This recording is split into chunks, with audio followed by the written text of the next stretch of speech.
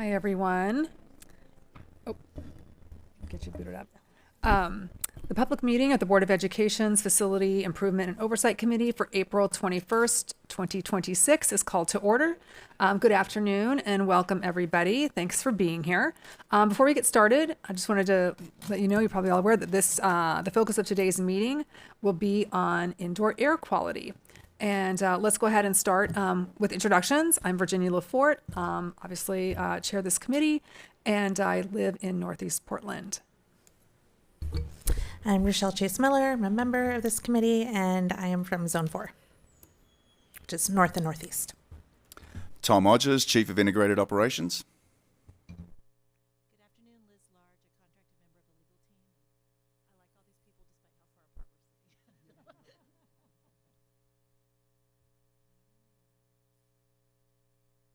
So we're just getting our public comment list up here. Okay. So next we have public comment. Please make sure when you begin your comments that you clearly state your name and spell your last name. You'll have 2 minutes to speak, and we ask that once you hear the sound of the alarm go off, to please wrap up your comments. So let's go ahead and start with, I think everybody's online today. Let's go ahead and start with our PAT President, Angela Bonilla. Hello, my name is Angela Bonilla. I am the president of the Portland Association of Teachers, and I wanted to speak a little bit to the air quality concerns and how we can maintain safe air quality in our schools. Our contract in the last bargain actually called for language around a safety committee that would ensure that we would provide building specific safety plans in case of the presence of multiple things like pests and leaks, but also mold, asbestos, smoke, or other impacts to air quality. So we are very much behind any projects or additional filters or air filters or other projects that would help us maintain quality air in our classrooms. And we are often required to do things that help ensure our safety at schools. And so this seems like right in that same wheelhouse of things that could be required in our classrooms to ensure safe air for all students and workers. We also know that student and teacher illnesses, absences, sick days have been something that's been in the news in the past. One way to help prevent more absences, both from students and workers, especially due to high pollen days, days with wildfire smoke, is to ensure that we have quality air filtration in our schools and that those changeovers are hitting the recommended number. We know, especially with the lack of appropriate funding from the state and budget cuts, that we're going to have more students per class. And as we have more students, that's more kids breathing, hopefully well, but it also means more CO2 in the air. And the likelihood of increasing the chronic absenteeism or the likelihood of educators having to use their sick days will increase. It also helps reduce the fine particulates that might cause long-term harm. So if we want educators to stay here for their entire careers and we want to make sure we give students healthy environments through their K-12 career or beyond, we really need to make sure that we have long-term solutions for healthy air in each of our classrooms at every school, and that be mandated by our district so it's followed just no matter who's in charge. Thank you for your time. Thank you. Okay, next we have Jerome Adams. All right. Good afternoon, everyone. I'm Dr. Jerome Adams, former United States Surgeon General from 2017 to 2021. Since leaving that role, I've continued my work as an anesthesiologist, an expert on helping people breathe, and on public health and health equity as a distinguished professor at Purdue University in Indiana. I grew up in rural Maryland, 2 hours south of Washington, D.C., and you might assume my first trip to our nation's capital was for a field trip, but it wasn't.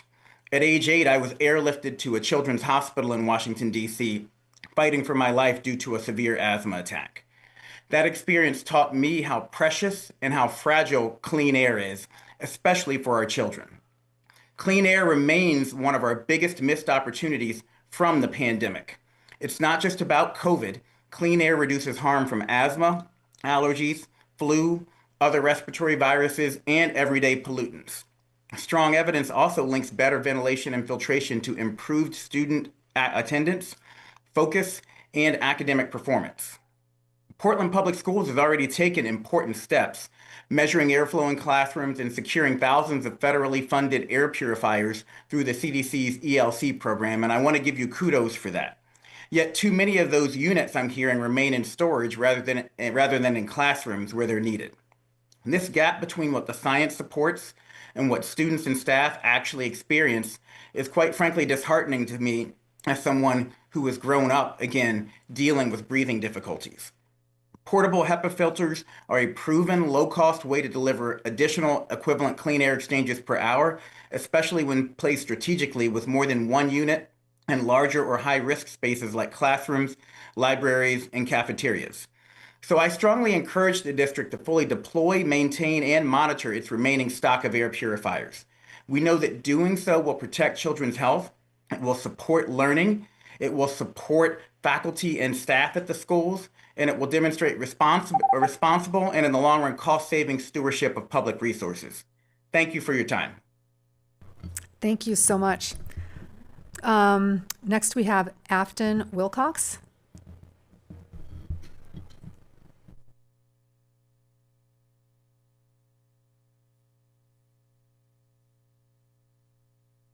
Controls there.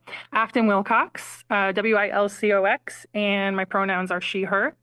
I'm here to talk about a little bit different topic, although I appreciate this topic very much and all the people that have put a lot of work and research and energy into it. We actually have over at Chavez, within the last couple days, I guess, our new air filters. So they're in the hallway now instead of in storage. So next step is getting them in the classrooms. So I just want to bring up the fact that the right sizing engagement sessions are going on right now. And the last facilities meeting that I was at, where they did a production of the schools that are going to be getting the seismic upgrades, and essentially they gave some rhyme or reason, but still wasn't very clear on how we reached those schools. I want to make sure that all of those schools are still very much on the table for right sizing. And I think in order for that to happen, I think that different scenarios need to be put down on paper. I think including the two schools receiving full retrofits, the ones that are in the design phase, I think it's going to be really easy to just let that continue to go on in the background without showing how those monies could be used at a wider range of schools that are not as dangerous, and let them come up in the public engagement topics, give the public that option to engage around. And we still haven't seen it, particularly from Chavez, the advocacy committee. We've been asking and asking and asking. And even though there was, again, a production by the facility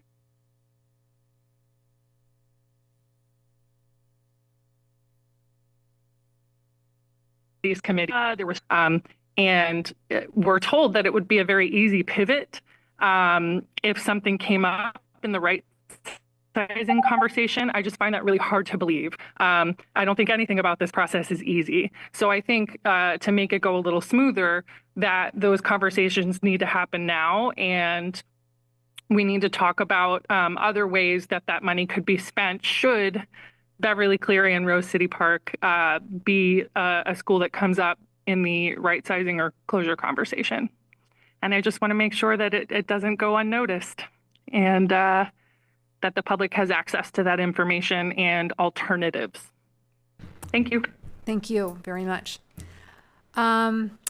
Next, we've invited Dr. Effie Greathouse to share a report. She's with Safer Indoor Air for Oregon Schools, right? I got it, safe. So excited to have you.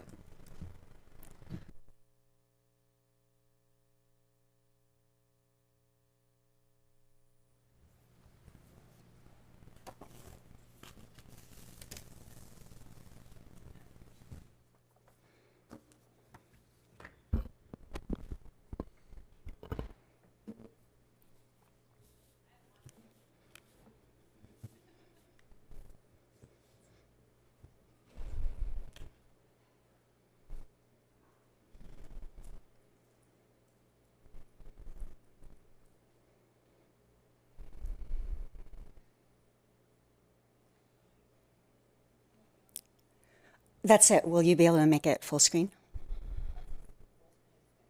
Okay. So the McDaniel High School Air Quality Report is built on district airflow measurements. Before we returned to in-person learning, ventilation rates were measured in nearly every room of every building.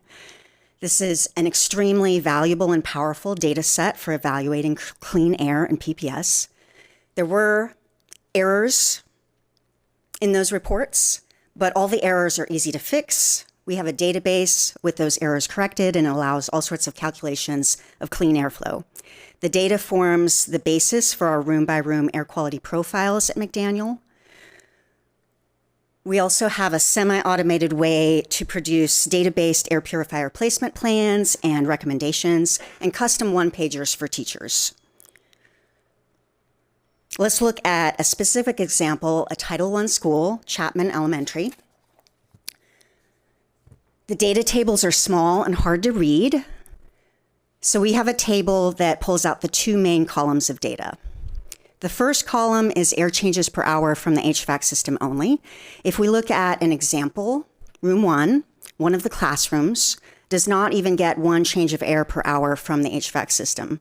If no air purifiers are running, it gets only 0.6 air changes per hour. Another example, room 2 only gets 2.6 air changes per hour without air purifiers. And one more example, room 9 gets only 3.5 air changes from the HVAC system.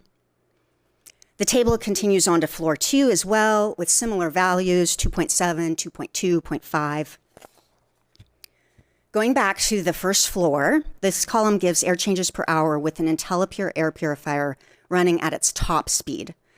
So room 1 would still only get 2.4 air changes per hour if the teacher in that room was able to run the IntelliPure air purifier at full speed. In our second example, room 4 would get 4.6 air changes with an IntelliPure at full speed, but there's a problem with this. An IntelliPure at full speed is 59 decibels. That is way too noisy for classrooms. So we have this second table with air changes per hour based on an estimate of at its reasonable noise level, half speed. If we look again at room 1, it is only 1.9 air changes per hour with the IntelliPure, not 2.4. Room 2, only 4 air changes with the one IntelliPure at a realistic speed, not 4.6. This situation in Chapman's classrooms is the situation in most schools in PPS. One air purifier is undersized for most PPS classrooms. That's why the district signed up for enough free air purifiers from the Oregon Health Authority to provide a second air purifier to every classroom in the district. A few months later, under the previous leadership, this memo was sent to principals. The memo said that only 28 schools in the district would get their second air purifiers. Chapman was not on the list. And the reason this memo gave for this Title I school not getting these resources is that it said that the average classroom airflow at Chapman is over 6 air changes per hour. The problem is that average is incorrect. The average was done for all rooms in the report, not just classrooms. The average included rooms like 2E, which is a tiny storage room in the closet. The report claims there's an air purifier in there, giving this closet over 60 air changes per hour. If you take an average of classrooms only, with IntelliPures running at full speed, that average is only 4.1 air changes per hour. And if we take a more realistic average of classrooms with IntelliPures at that half speed estimate, it is only 3.5 air changes per hour, so not above 6. This is the situation for most of the 68 schools whose second air purifiers are or were in storage. Only a handful of schools actually have an average classroom airflow above 6. This column shows air changes per hour Chapman classrooms could get if this Title I school had its Metaphys in the school running alongside IntelliPures instead of in storage. This is air changes per hour with 2 air purifiers running quietly. We could bring room 1 up from 1.9 to 4.6 air changes per hour with 2 air purifiers. We could bring room 2 up above our minimum goal of 6.8 air changes. And room 9, we could get to a truly excellent level of clean airflow, well above 6. Room 9 would be at 7.8 air changes with 2 units. Let me show an example of what this would accomplish. This is our one-pager for room 1. Focusing in on the numbers, if room 1 has no air purifier, it only gets that 0.6 air changes per hour. At 0.6 air changes per hour, it takes 4 hours and 5 minutes for the HVAC system to clear out 90% of the kids' respiratory aerosols. So any viruses kids are coming down with, their coughs and sneezes, linger and hang in the classroom air for over 4 hours for everyone else in the room to be breathing in. If the teacher in room 1 runs their IntelliPure at half speed, the room would get that 1.9 air changes per hour. At 1.9 air changes per hour, it still takes 1 hour and 13 minutes to clear out 90% of aerosols. That is the best case scenario for this Chapman classroom by our understanding right now, because our understanding is that Chapman was not delivered its second air purifiers. That would mean that each sneeze, each cough, each breath takes over an hour for the HVAC system and the air purifier to clear them out. If the teacher had both the IntelliPure running at half speed and the Medify out of storage running at speed 2, the room would then get 4.6 air changes, and we bring it down to just 30 minutes to clear out 90%. That is still longer than we would like for viruses and other pollutants to be hanging around in the classroom air, but 30 minutes is far better than an hour and 13 minutes. Room 2 is another example. With no air purifiers, viruses and pollutants hang around for over 52 minutes. With 2 air purifiers, the room is above our minimum goal of 6, and it's only 20 minutes to clear things out. When and where it's easy to get rooms and schools close to 12 effective air changes per hour, using in-room filtration, it's only 12 minutes to clear things out. These units filter out respiratory aerosols we all emit as we are breathing, talking, laughing, singing. They also filter out allergens and asthma triggers like mold spores and dust, wood smoke, all sorts of fine particulate matter that goes deep into our lungs and that we know in the long term causes lung disease and cardiovascular disease, including lung cancer in non-smokers. There's also good evidence that cleaning classroom air helps with students and staff focus and performance. People do better on tests when they are breathing clean air, and it reduces absences and sick days. We just worked with Cesar Chavez to request their share of the air purifiers in storage. This is one of many schools where our active on-the-ground support helped rectify a deep inequity. This Title I school just requested their $20,000 worth of this clean air infrastructure out of district storage, and the units were delivered to them last week. Thank you so much, hardworking central office staff, for that.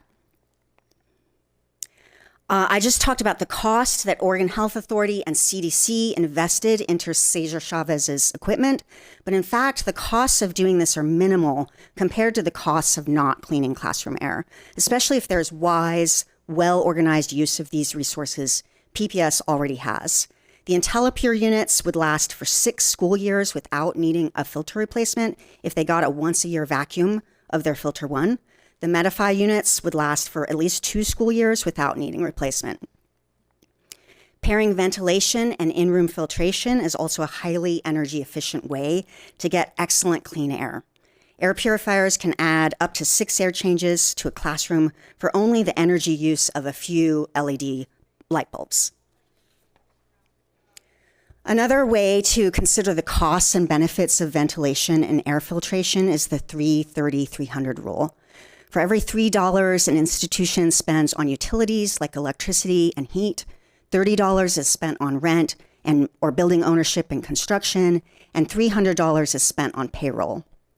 Dr. Allen and Dr. Maycumber say that this rule can make a focus on miserly utility spending, say for ventilation, look pretty silly if the expensive assets, the humans, are not functioning at their best.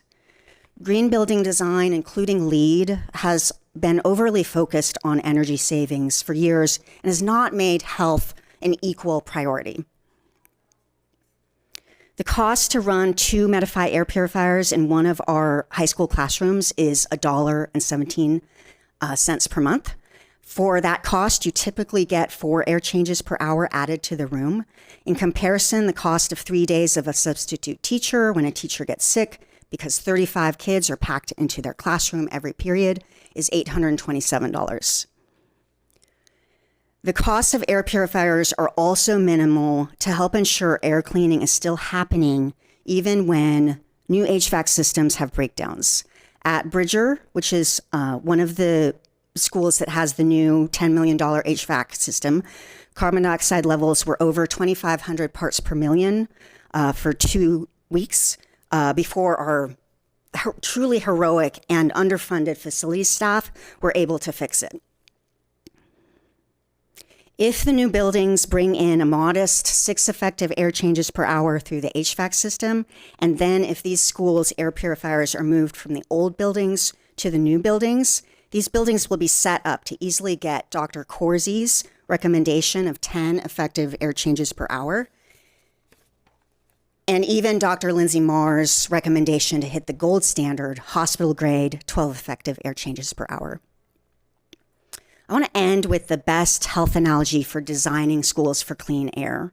We need to clean our indoor air the way we clean our water. In drinking water treatment, the goal is to remove all traces of human waste.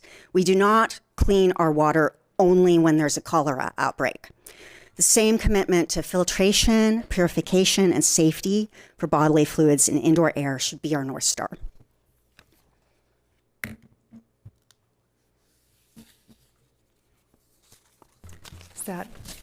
Is that okay? Thank you very much. That was impressive. Appreciate all of your volunteer work on this, Effie. It's amazing. I might have some questions, I think, at the end. I want to wait until we run through staff. So, Chief Odgers, do you want to introduce the team that is presenting tonight? Absolutely. Let me just grab the clicker.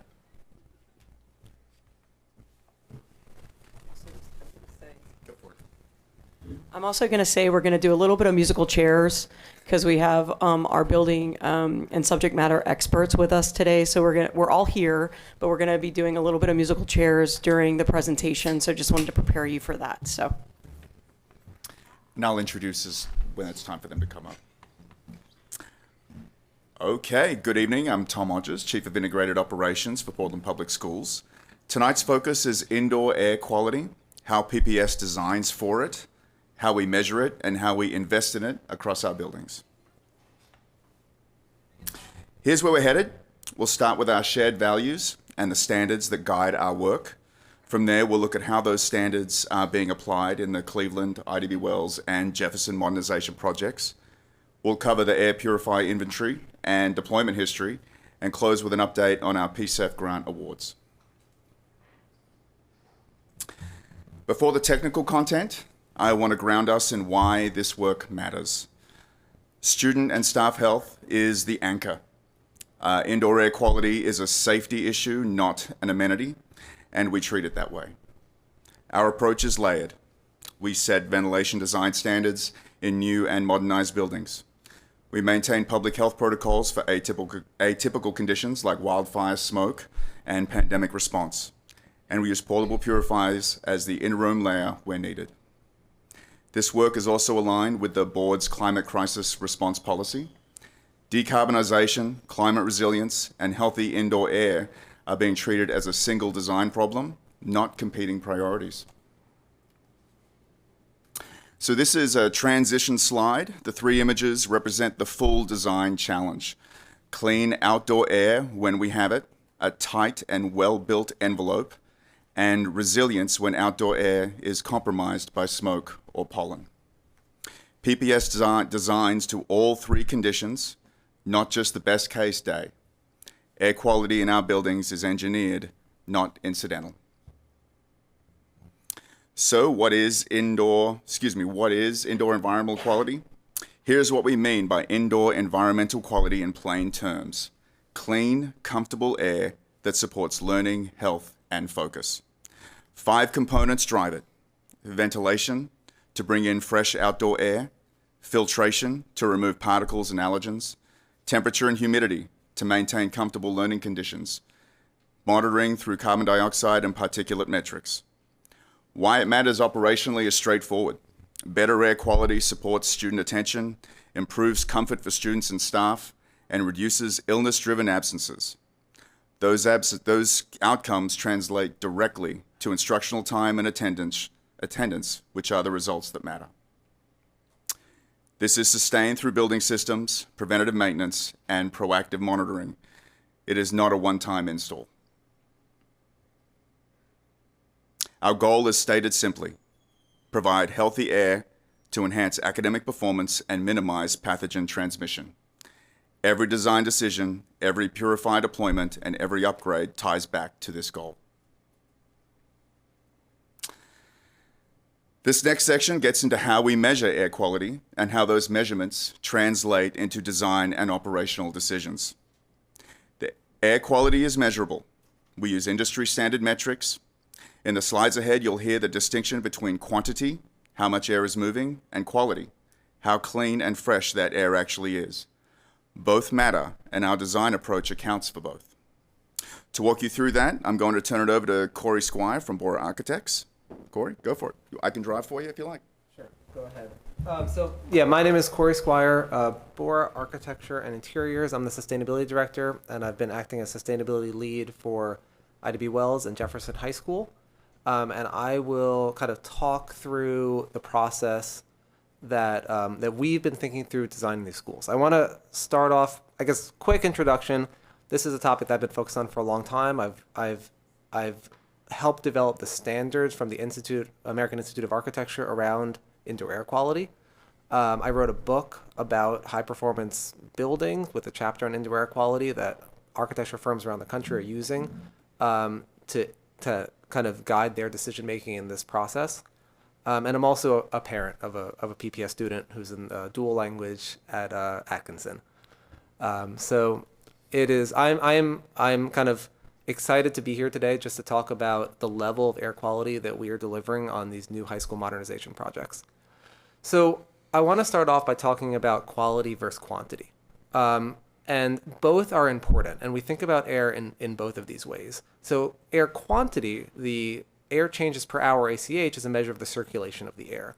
Quality is a measure of kind of the makeup of the air, the CO2 levels in that air, the oxygen, and the particulates. And I like to think of quality as a measure of air freshness.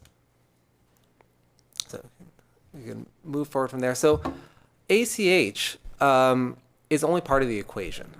And we run into this issue where recirculating more air in the same stagnant environment is actually not producing better air quality for our classrooms. What we need to do is flush CO2. We need to flush VOCs. We need to be clear about how we're bringing air into the building. And the way that we've been thinking about this is through a measure of CO2, which I'll get to in, I think, the next slide. So the analogy that we've been using to get to the point is we don't want more calories, right? We don't want to think about air as more is better. We want to be very clear about what is the makeup of the air that we are delivering. And we want low CO2 levels, we want low particulate levels, and we want a good degree of ventilation and filtration to provide that, similar to the healthy food on the right. So we think about this in two different ways because we need to design for outdoor pollutants and indoor pollutants, which are two different things. So next slide, please. The way that we think about outdoor pollutants, now this could be smoke from wildfires, this could be pollution from car exhaust, if there's cars idling outside of our buildings, it could be pollen during pollen season. We need to bring fresh air into our building to deliver oxygen and to exhaust CO2. But we need to make sure that we're filtering that incoming air. We don't want to bring smoke. We don't want to bring pollen.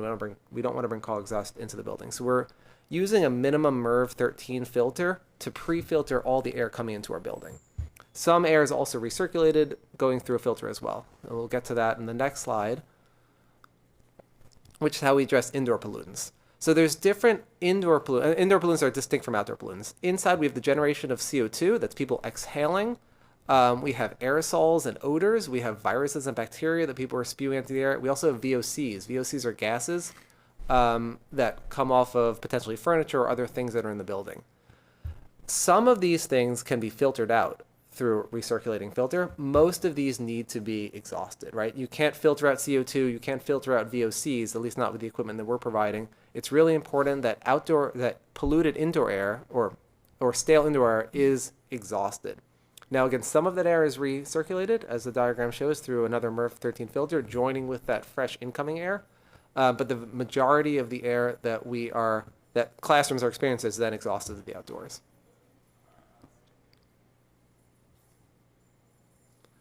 So we like to think about CO2 concentration as a holistic air quality metric. ACH, again, could be different in with different systems, with different classroom geometries. But what ACH kind of gets at is your CO2 concentration. So quick kind of lay of the land, our CO2 concentration of outdoor air is about 400 to 450. CO2 concentration inside of a classroom is going to be higher. We like to target this 800 number. 800 parts per million of CO2 results from enough air changes to keep pathogens and pollutants way down into healthy levels, but it doesn't bring in so much fresh air that you would end up with thermal discomfort issues, where the air would be too hot in the summer, air would be too cold in the winter, and the system would have to work too hard to bring that down. So we are designing for that 800 parts per million value on these projects.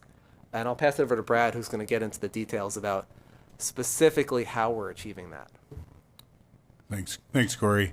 I'm Brad Wilson from PAE Engineers. I'm the principal in charge of the HVAC design on Jefferson, Cleveland, and Wells, and a parent of Grant Cluster students. This slide here is describing how we are designing these three schools, and they're all being designed very similarly, although each room has a different volume due to different ceiling heights, which comes into play with air changes. Similar to what Corey said, we're focusing on CO2, and what we're designing to is controlling to 800 parts per million on that, and in that, only 16% of the annual hours are over that 800 threshold, and all of them are below the 1,000. A lot of industry professionals would reference 1,000 as a threshold, but due to the Harvard study, Corey has consulted with us to recommend that 800 is the right approach, and that is what we're doing on these projects. So what does that equate to in volume of air? So we're designing the fresh air quantity to the industry standard ASHRAE plus an additional 30%. And when I'm bringing these that compared to the 800 parts per million, what we're doing is taking the worst case scenario and designing to the higher value. On the supply air quantity, the air changes, and this is one that I want to issue an amendment to this, and I'll explain why. So the maximum air changes in each of the schools is 5.7 to 7.7. The 3.7 is the minimum that you would be at, which would just be all fresh air. And in different modes, different times of the year, the system fluctuates. But the reality is that if needed, it can increase into 5.7 to 7.7, slightly different on each school. So very near that 6 air change threshold maximum that some have mentioned, but meeting the 800 and 1,000 ppm is really our guiding light on the design criteria. Additionally, the air handling systems are being designed for a MERV 13 minimum, and so the filters that are going to be placed in there on day one are at least MERV 13. One of the things to note here is that driving the design to bring in more outside air down to 800 ppm from 1,000 increases the energy use in the building, a slight offset, about 1% additional energy use, but it is a worthwhile offset in our mind. So that summarizes this. We can, I think, take questions on this at the end. Want to talk about the importance of operable windows? Yeah. Okay, so another important kind of design consideration for our projects is that we have operable windows in every classroom.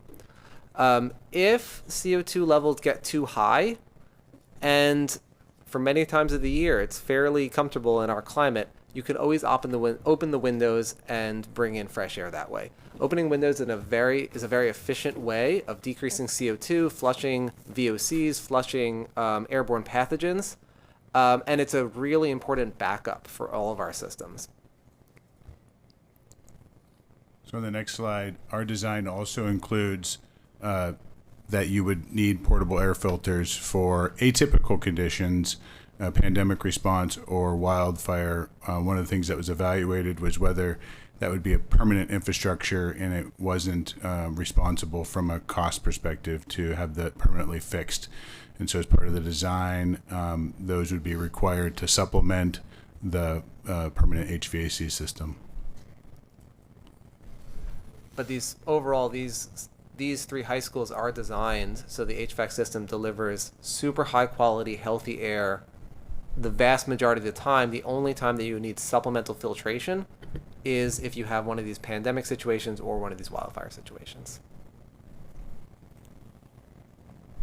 And I want to add, we're going directly from the what we were asked for on the agenda was an explanation of the three modernizations, the design, how we are currently designing above and beyond code, having our subject matter experts to speak to that, and then going directly into atypical situations where a supplemental air purifier would be necessary, and then directly into our existing legacy buildings, obviously, that are not in the modernization tunnel, and kind of talking through that deployment history and things of that nature. So that's what we're going to break into now.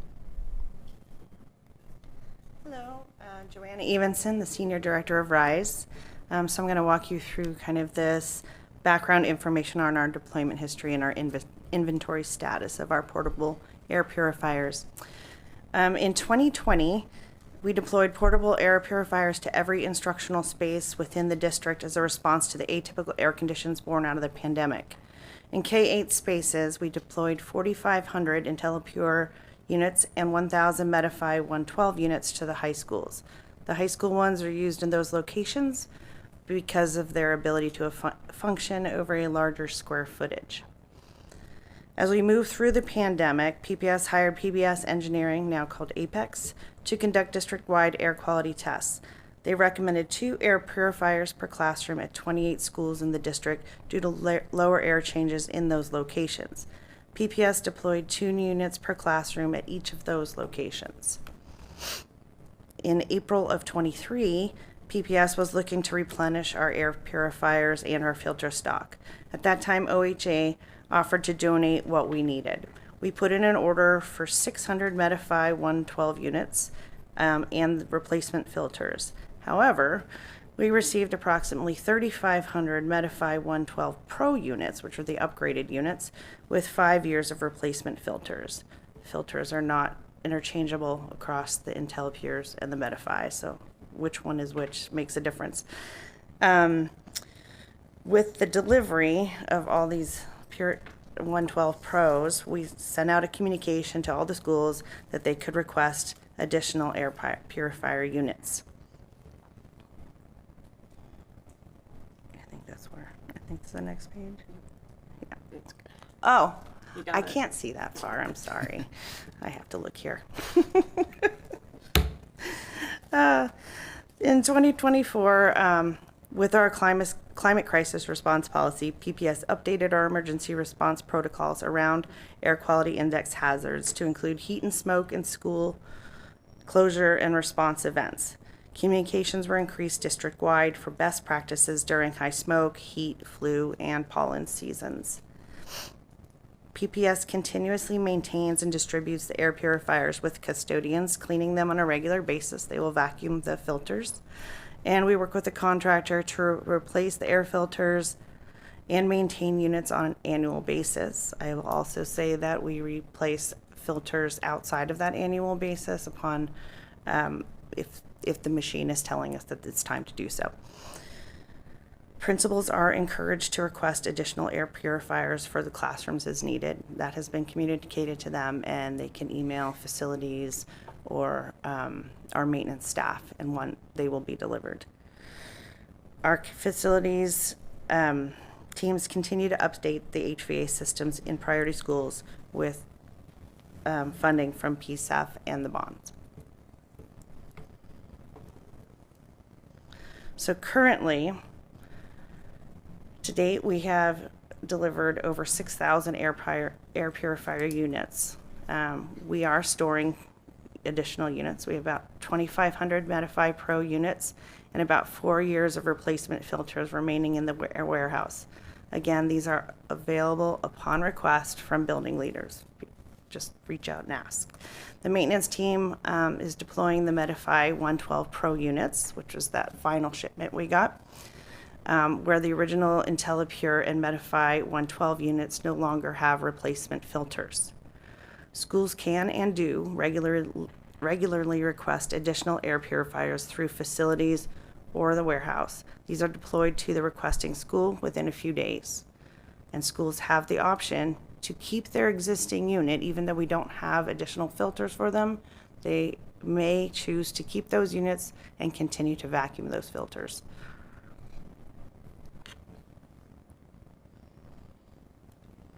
There are some challenges to our deployment. Deployment is highly variable. We sent them out all at once, but we regularly receive back from the schools shipments of purifiers from schools that no longer want to have them in their buildings. Once we've deployed a purifier, they are sometimes moved to other locations within the school, and they're not reported back into what location they have moved. So tracking the exact location of deployment is not precise. PPS would ideally procure filters for all of our older IntelliPure units. So I realize people don't want to just get rid of something that is functioning, but we don't have any replacement filters. In order to get replacement filters for the older, smaller units, we would have to do a large cost to the district, which of course we don't have right now anyway. We have an adequate supply of the newer Medify 112 Pro units and filters to deploy again for at least the next 4 years. Any questions on that? Because now we are going to now shift into the PSEF grant award and projects, but do we want to pause here for any questions, or do we want to wait until it's 3 more slots, 4 more slots? Let me count my slides. Let's go ahead and finish, and then we'll save our questions for that. Okay. Okay, onward. PSEF grant awards and projects. So PPS has been awarded 2 large PSEF grants in the last few years. The City of Portland's Portland Clean Energy Fund is a voter-approved corporate tax, and the purpose is to drive down carbon pollution and increase community resilience and prosperity, starting with Portlanders who are most vulnerable to impacts of our changing climate. By providing funding to priority populations, PSEF is working to ensure our most impacted residents are prepared for a changing climate. There is an alignment between PSEF's priorities and PPS's climate crisis response and climate justice and sustainable practices policy. So we've received 2 large grant awards from the Portland Clean Energy Fund. The first one is the Strategic Program 16, or SP16, Climate Friendly Public Schools, about $19.9 million, and that funding is through 2029. And the second award is the Collaborating for Climate Action. MESD is the fiscal agent for that. That's the Multnomah Educational Services District. And that award is $25.6 million for PPS through December of 2030. So I'll start with the most recent one. The CCA grant we just signed off on, or the intergovernmental agreement was just signed. It came to the board last week. That is a competitive grant where MESD serves as the fiscal agent for all Portland school districts, so 6 districts. And each of those districts has signed the community benefits agreement with the Coalition for Communities of Color, Conduct Community Engagement.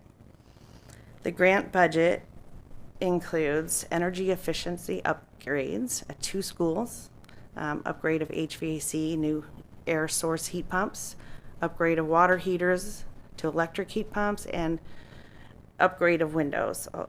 I will say too that all PSEF awards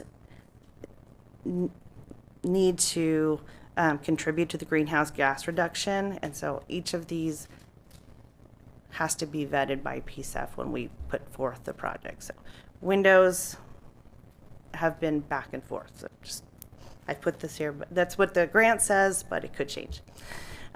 Green schoolyard projects and landscape maintenance as part of that greening schoolyards for 6 schools, 1 FTE project manager, and a half FTE green schoolyards coordinator.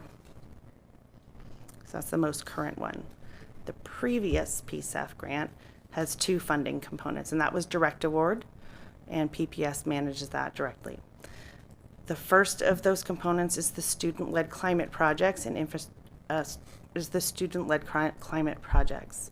That's $3 million for grades 6 through 12, $10,000 per school per year, plus an additional sum for their administrative funding. Last year, in the 24-25, $317,000 total funds were spent at 34 out of 36 eligible schools participated, engaging over 4,300 students. This current fiscal year, 100% of the 37 eligible schools have submitted project proposals. Students will spend over $430,000 plus administrative expenses, and that's engaging over 2,700 students involved in the project development, and that will flow outwards to almost 20,000 students overall. The second component of the SP16 is the infrastructure improvements portion. This is about $16.9 million in physical improvements. This was for enhanced or increased climate comfort in the schools. We have added cooling capability to address the increased frequency of warm and hot days in the school year. We've installed energy efficiency measures to save on utility costs. We're decarbonizing the system by switching from natural gas to electricity, and we have additional HVAC improvements starting in summer of 2027. In November of 23, part of the MOU with the PAT committed $10 million of the PSEF direct allocation fund to address temperature mitigation at the PSEF qualified buildings. And we were including a PAT representative to review that relevant scope in the application, and we've completed that. So this is the breakdown of the SP16. So we've already completed, like I said, $700,000 of the LED lighting, and we did weatherization upgrades. We have just submitted 1.2 million or 1.9 million for design for the next phase. So the design and early work packages for the next phase to prepare for the HVAC improvements. And then starting in 2027, we'll submit to do the construction of the work that is currently in design.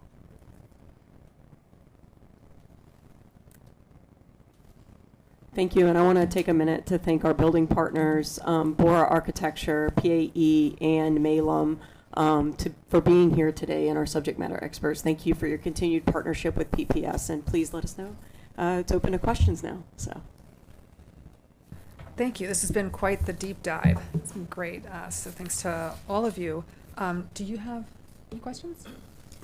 Yeah, my question was around, I know that you presented that there was increased communication to schools about air purifiers, but excuse me, I was curious to what degree schools are really understanding the benefits of the portable purifiers and having more than one running.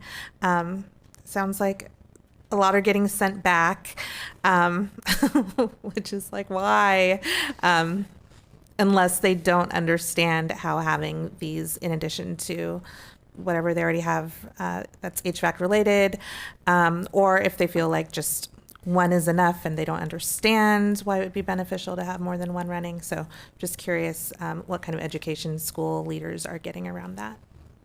Yeah, I don't have the exact reasons for why they are getting sent back, and but I can find out exactly what the communication was to see if we're providing an educational component. That'd be great. Thank you.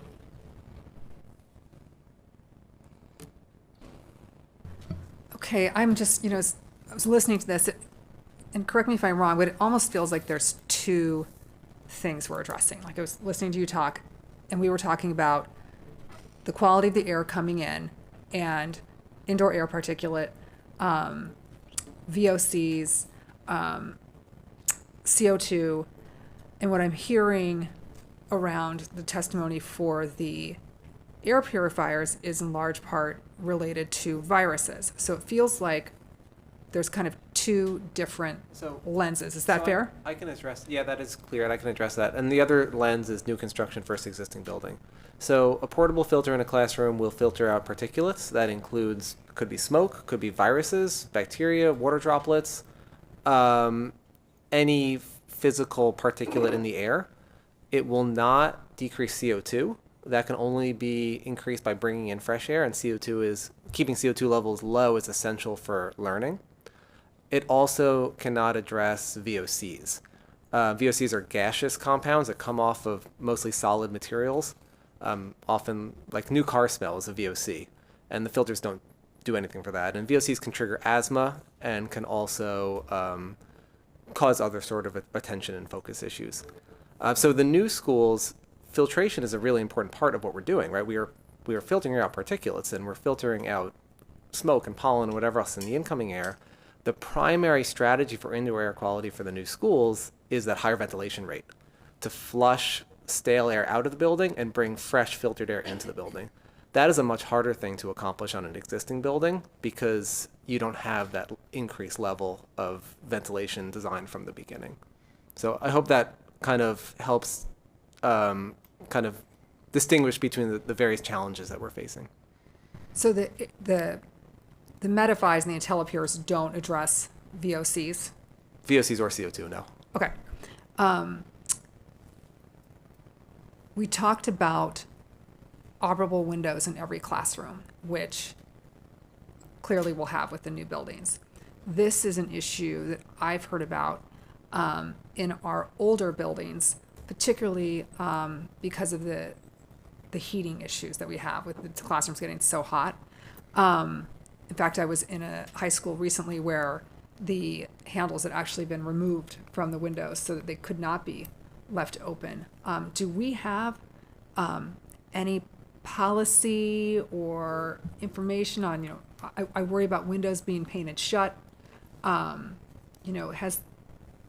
Is there any centrally located information on the windows, because they are really important, especially in our older schools? So that also comes into a security element as well. If it's on the ground floor, we need to verify that the windows can't be left open overnight for security reasons. So there are a lot of steps that go into it, and each site is very specific. One of the things we are looking at is what we can do with these, maintaining security and decreasing some of the heat that's coming in.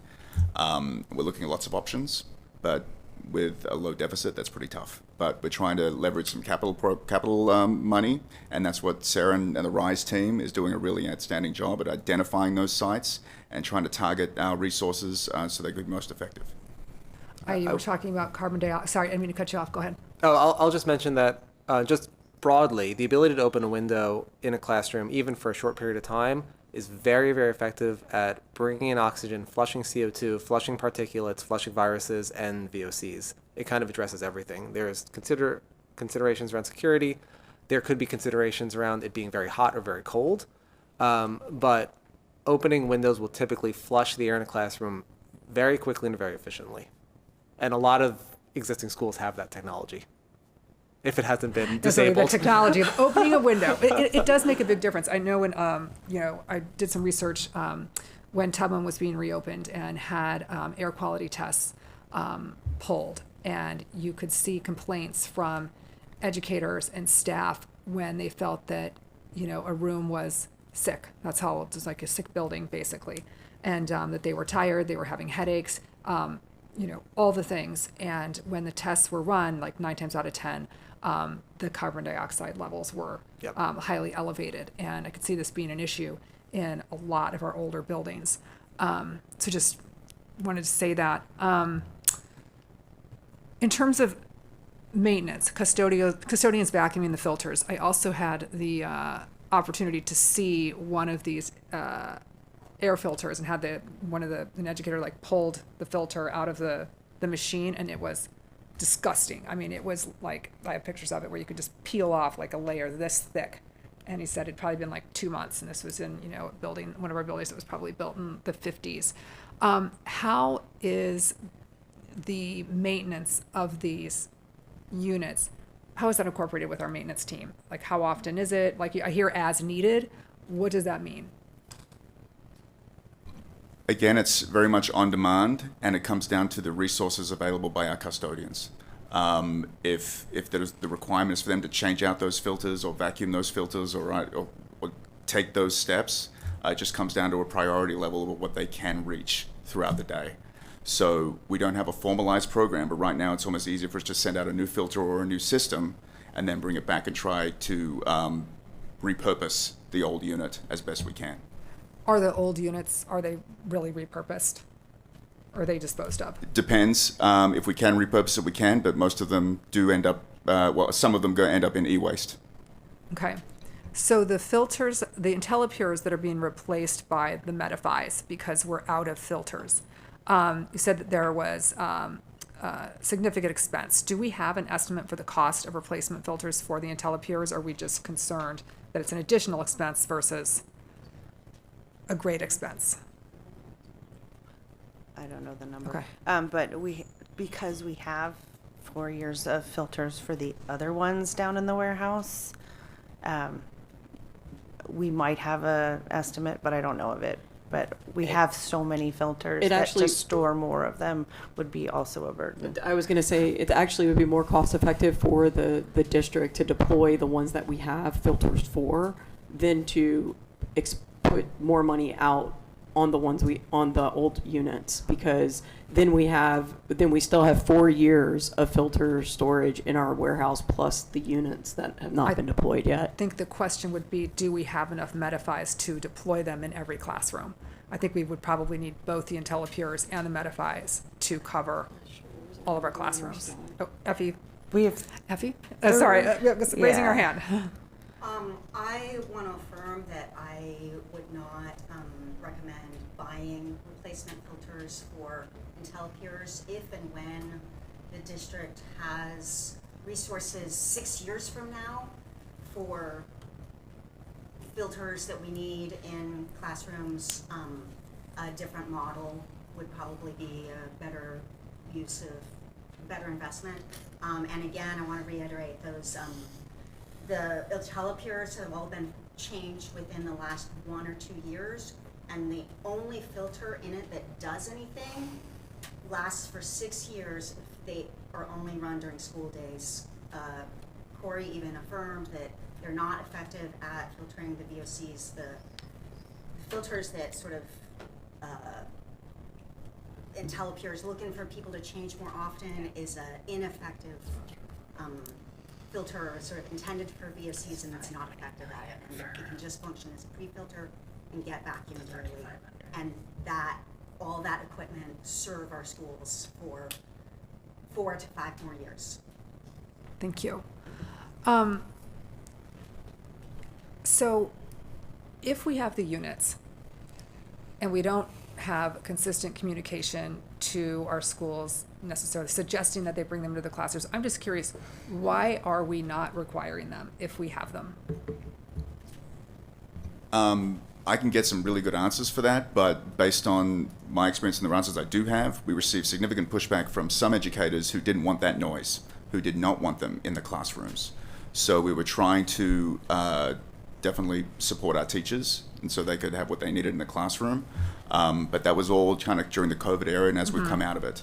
So I know those were some of the reasons, but I can get you some more feedback. It seems like it would be worth revisiting also because, during our public testimony, Angela actually even mentioned that as well, making it a requirement for them to be in the classrooms. So I thought that was interesting. And let's see, I think, do we have in our schools, in our older schools, which is the vast majority, do we regularly monitor the air quality? Do we have a system to check the air on an annual basis? Or is it basically, are we reactive? Are we reacting when we get complaints? I don't know the answer. Yeah, Tom, if you know the answer to this, I mean, I don't know that we have an air testing. It's okay, if we don't, that's not true. We can get- I'll send a follow-up, but we I'm can curious get if back there to you on actually that. is. It's generally on demand, you Yeah. know, based on when something that we have a smell or some kind of issue, then we deploy and test and verify. We do have some proactive measures that we're exploring at this time. I don't want to comment too much because it's still very much in its early infancy, but we do have some ideas going forward. I'll share that for our new high schools, we do have ongoing CO2 monitoring, which is what controls the damper that brings in fresh air, and that's part of the design standard. That was one of my other questions, was actually about this. Are there plans, or like, in terms of the carbon dioxide monitors in each classroom in the new schools? Is that? And we're upgrading our old school, our digital controls in our older schools as well. As we're upgrading those systems, we're also incorporating that CO2 monitoring as well. Okay. There's a lot of, clearly the reason we're doing this is because there's just a lot of interest from the PPS family communities about this issue, and I'm sure, COVID had a lot to do with that. I think it's great to shine a light on something like this, especially when we have the tools available in our warehouses to address, a significant portion of this problem, and then touching on the windows as well. So those were my questions, and I'll definitely send some follow-up about maybe potential processes that we might be able to put in place that we could address in a future FIO meeting. But I want to thank all of you. Abby, thank you for coming. Thank you, all of you. Thank you for coming and giving us this deep dive. This was really interesting and important to the health of our students and educators. So thank you very much. Thank you. That's all I got. Thank you.